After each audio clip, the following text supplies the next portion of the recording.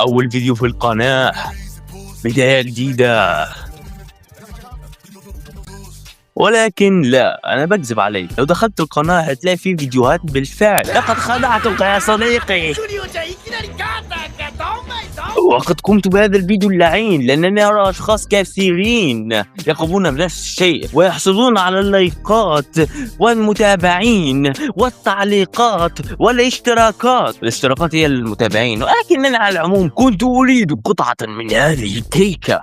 يعني لما لا يا أخي، لما لا؟ هل أنا عبد زنجي؟ لماذا لا تشترك في قناتي؟ هل أنا عبد زنجي؟